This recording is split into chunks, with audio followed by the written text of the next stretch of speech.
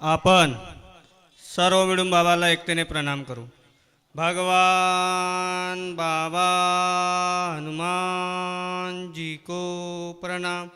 मान त्यागी बाबा जुमदेव जी को प्रणाम. परमात्मा एक. नमस्कार सर्वांना. नमस्कार.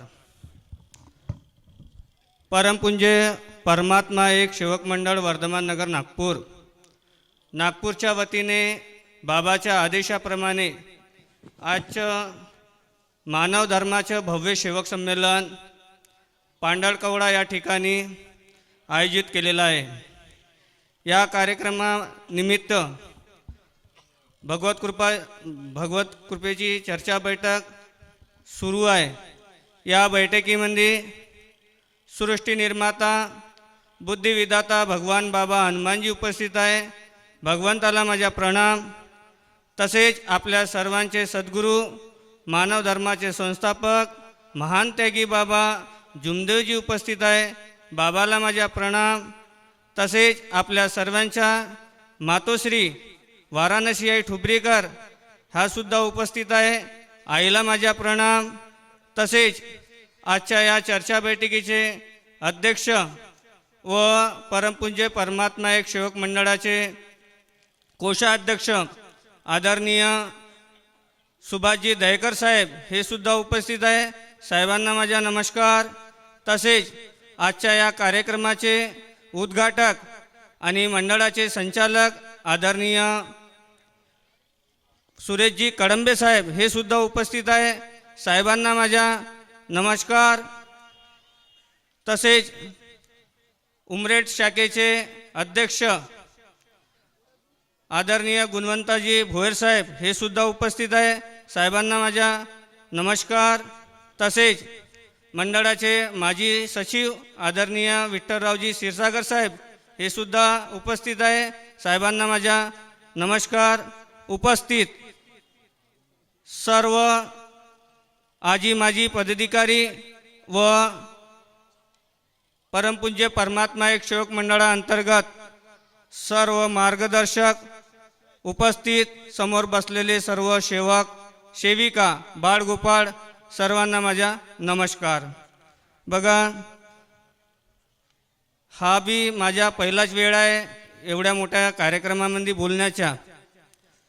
आणि बोलताना काही चूक झाली असेल तर मला भगवान बाबा हनुमानजी व महानत्यागी बाबा जुमदेवजी व वाराणसी आई ठुबरीकर तसेच आजच्या या कार्यक्रमाचे अध्यक्ष व पदाधिकारी हे मला सांभाळून घेतील अशी मी त्यांना विनंती करतो. या मार्गामध्ये सर्व दुःखी लोक आलेले आहे आणि दुःख नाही आलं असतं तर आपल्याला या मार्गाचा अनुभव मिळाला नसता. भरपूर सेवक या मार्गात आले आणि या मार्गाची प्रचिती झाली. तसंच माझ्याकडे एक अनुभव आहे. माझा एक पार्टनर आहे, त्यांच्या मुलीला दुःख आलं होतं.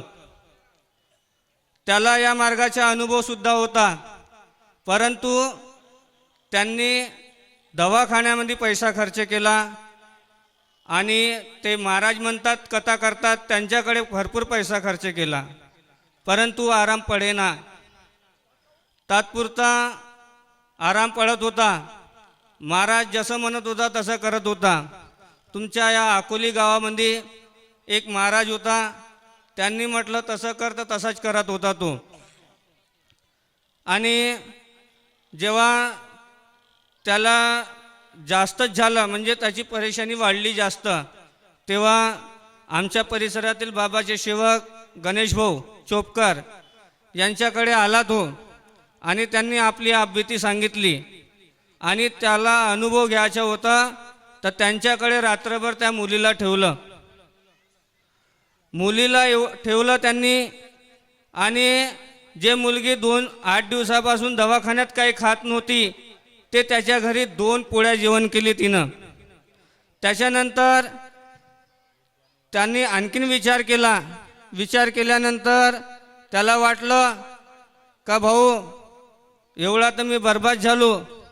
त्याच्या आधी त्याला पुष्कळ अनुभव होते, कारण की त्याच्या साड्याला एवढं दुःख होतं, त्याच्या पायाला एवढं दुःख झालं होतं, परंतु त्याला अनुभव असल्यामुळे त्यानं फालतू खर्च केला. परंतु जो जागेंगा वो पाएंगा म्हणते का नाही, अशी किस्त झाली. आणि त्यांनी त्यांच्याकडे आपला आपबीती सांगितली आणि त्या मुलीला त्या रात्रभरामध्ये आराम पडला. त्याने विचार विमर्श केला आणि 26 जानेवारी का 25 जानेवारीपासून त्यानं कार्याची सुरुवात केली. आणि सुरुवातीला भरपूर आराम पडला आणि असं त्याचं म्हणजे प्रगतिशील होऊन गेला तो. त्यांनी त्या कार्यामध्ये 2-3 वर्षामध्ये घराचं काम बी पूर्ण केलं. आणि ज्या मुलीला दुःख होतं ते मुलगी आता बँगलोरमध्ये जॉब करत आहे. आणि तिची इच्छा आहे का रशियावरून ऑफर आलेला आहे तिला, परंतु ते भाषा शिकासाठी तिला बरेच वेळ लागतात. मनुष्याने तिनं म्हटलं की मी पहिले भाषेचं शिकतो, त्याच्यानंतर मी प्रयत्न करतो. म्हणण्याचं कारण असं आहे की जे 25 वर्षात 20 वर्षात जे दुःख होते ते पल 3 दिवसाच्या कार्यामध्ये जे दुःख नष्ट झाले. बरेच अनुभव या मार्गातून आलेले आहे. आणि आपण अगर तत्वशब्द नियमाचे अगर काटेकोर पालन केलं तर आपलं जे काही दुःख आहे ते दूर होईल. आणि आपल्या मुलाबाळाला जे आपलं संस्कार पाहिजे तर आपल्या घरातूनच निर्माण होतात. तर आपल्याला अगर हे संस्कार अगर चांगले द्यायचे आहे तर हे आपल्यामधला मीपणा हा आपल्याला दूर करायचा आहे. मीपणा म्हणजे कसं, एखादी आता समजून चला मी आपल्या पत्नीला म्हणतो की मी काम करतो मनुष्याने तुम्ही खाता, परंतु तसं नाही. आणि पत्नीनं अगर म्हटलं का तुम्ही कमवता ठीक आहे, आणि अगर मी अगर स्वयंपाक केला नाही, धुणं धुतलं नाही, तर ते तुम्ही का करान. मनुष्याने आपल्या मनातला जो मीपणा आहे तो आपण काढल्या पाहिजे. एक उदाहरण सांगतो तुम्हाला. माझ्या मित्रासोबत मी होतो आणि माझ्या मित्रासोबत असताना त्याच्या पत्नीचा त्याला फोन आला. तर त्या वहिनीनं विचारला का मी म्हणे बँकेत जायचं आहे म्हणे मला, तर चालता का म्हणे.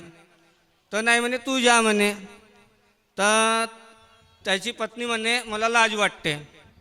तर त्यांनी का म्हटलं तिला एक काम कर म्हणे, आपल्या घरच्या आईना आहे ना म्हणे, त्या आयण्यामध्ये जा म्हणे, तू म्हणे आयण्यापाशी जा म्हणे आणि तिथं लाजून घे म्हणे थोडीशी म्हणे, मग तू बँकेत जा म्हणे. हे सांगण्याचं एक उदाहरण असं आहे का अगर एखादी आपल्या सेविकाबाई अगर घराच्या बाहेर निघलं आणि आपल्या मानव धर्माचा अगर प्रचार करू शकते तर सेविका जागू शकते. हे एक महत्त्वाची गोष्ट आहे. आणि आपण अगर घराच्या बाहेर निघलं तर एक तरी सेविका आपण जागू शकतो. म्हणून सेविकांनी बी घराच्या बाहेर निघून मानव धर्माचा प्रचारसुद्धा केला पाहिजे. आणि जमे तलक्के पंधरवाडी चर्चा बैठकीमध्ये जे काही आपल्यापाशी आहे, जो आपला अनुभव आहे तो सांगण्याचा प्रयत्न केला पाहिजे.